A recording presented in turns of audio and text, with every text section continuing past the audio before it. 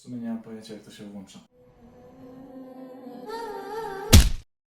Cześć wszystkim! Dzisiaj po raz kolejny nagrywamy z domu. No są pewne ograniczenia, musieliśmy się wstrzymać z robotą przy wecie. Troszkę panuje nuda, troszkę trzeba siedzieć na chacie, więc w związku z tym przyszła do mnie mała paczuszka, bo trzeba sobie robić dobrze nie tylko w święta.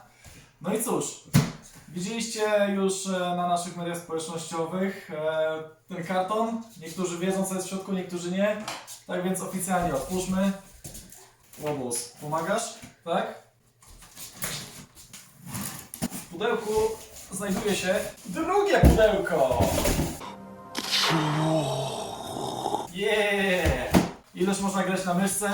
No nie wytrzymałem dłużej niż pół godziny. Szybkie klik kup teraz. I Logitech już jest u mnie. Kierownice są różne, różniaste. Na pewno można kupić coś lepszego. Na pewno można pójść w jakieś super profesjonalne symulatory. Aczkolwiek wydaje mi się, że Logitech w chwili obecnej jest najtańszym rozwiązaniem, w które jest sens inwestować, jeżeli mówimy o sim racing. No i cóż, zobaczmy, co jest w środku. Instrukcje, kabelki, pierdoły, ale tu jest najważniejsze. G25 chyba było pierwszą, najbardziej znaną kierownicą do kompów, która dawała naprawdę duże możliwości jazdy symulacyjnej. Tutaj mamy pedały. Ciekawe, czy zablokują za to określenie.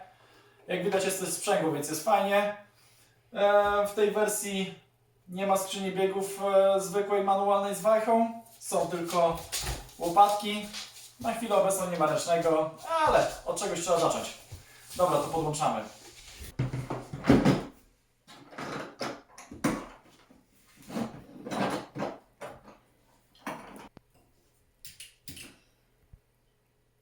W sumie nie mam pojęcia, jak to się włącza.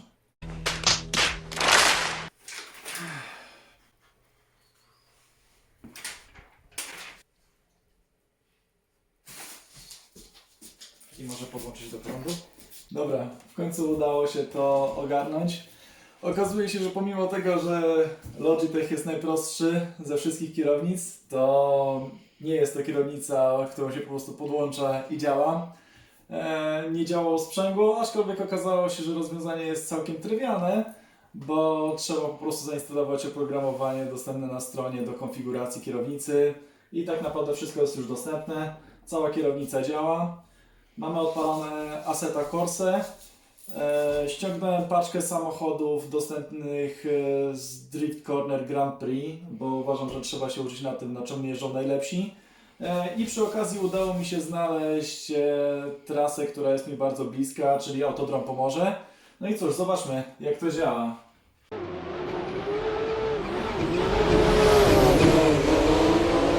Tak naprawdę to nie. Trasa została stworzona przez fana po imprezie Next Level na tym obiekcie, aczkolwiek wszystko normalnie jest odwzorowane. Widziałem tą trasę już u Jaśka Sobierajskiego, więc wiem, że naprawdę fajnie to zostało zrobione. Totalnie nie mam pojęcia, jak to robić.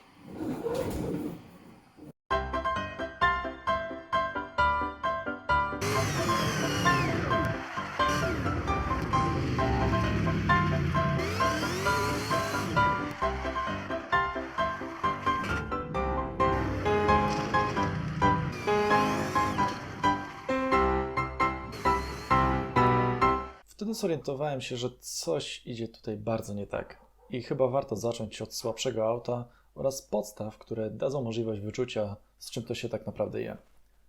Tak czy siak to nadal było nie to.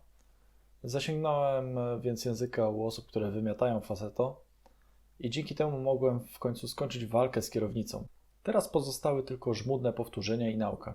Po kilku godzinach miałem możliwość zrobienia sekwencji 2-3 zakrętów na podstawowej mapie do driftu.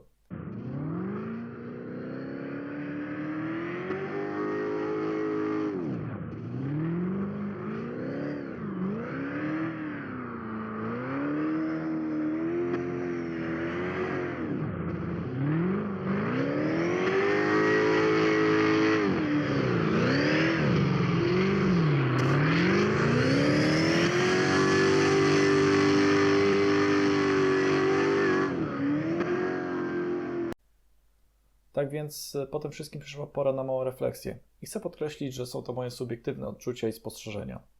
Po pierwsze, ktoś, kto stwierdził, że symulator to prawie to samo, co normalna jazda, to grubo popłynął. Kilku graczy, z którymi gadałem, potwierdziło, że łatwiej mają osoby, które nigdy nie jeździły normalnym autem. Łatwiej jest przejść z symulatora na normalne auto, niż na odwrót. Po drugie, mega ważna jest konfiguracja. I zarówno chodzi tu o grę, kierownicę, jak i samo miejsce do grania. Mi na przykład dużo dało stabilne siedzenie i granie w butach, o czym wcześniej w ogóle nie pomyślałem. A po trzecie, to nie jest lekka i łatwa zabawa na jedno popołudnie. Podsumowanie jest jedno.